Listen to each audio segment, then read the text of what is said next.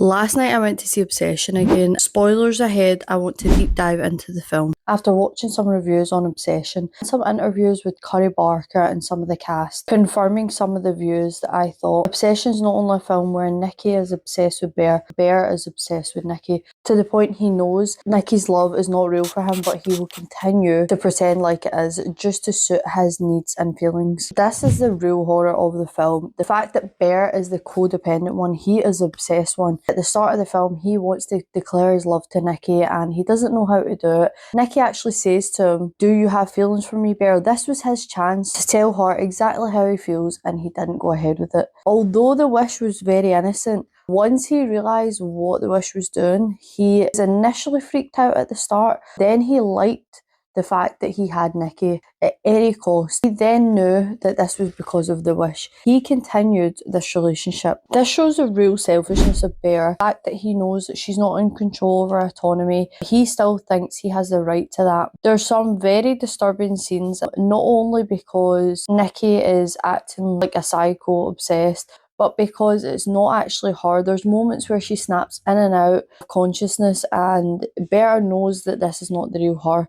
The real Nicky reaches out to him when she's sleeping and says, "Kill me now, this is not me." One of the creepiest parts is Bear says, "Would it really be such a bad thing to be with me?" And she says, "I've never been with you, Bear." Now, he then doesn't do anything about this to stop this. He's happy, going along, almost faking it. And it's Bear that is codependent. He knows that Nicky's under this sort of spell. He still wants to keep pursuing this until it goes right. The other disturbing scene is when having SEX and you can see Nicky's visibly just not there. It's just a shell of herself. Bear, he's not even focused on if she's having a good time. He's purely focused on his gains. He is the real predator of this film. On face value, you could say she's the scary one. She's the predator. She's obsessed with him. She's stalking him. He's the predator. And I think this is why he has the name Bear, because although bears can be nice, cute and cuddly, they can also be dangerous and very deadly. Throughout the film, I sort of felt sorry for Bear at the start. I thought he was just a genuinely nice guy and obviously has feelings for Nicky, but even when his cat dies, he gets over that really quickly. He's almost like an incel. He's very entitled. He thinks that the world owes him something. He's not driven. He's not career driven. He doesn't know what path he wants his life to go in. All he's focused on is Nicky, and Nicky wants to be a writer. She wants to move out of the town. She wants to find love, and Bear knows that. It just reminds me of men if they take advantage of a woman when she's drunk. It's sort of similar to that situation. So there's definitely a hidden meaning behind this film.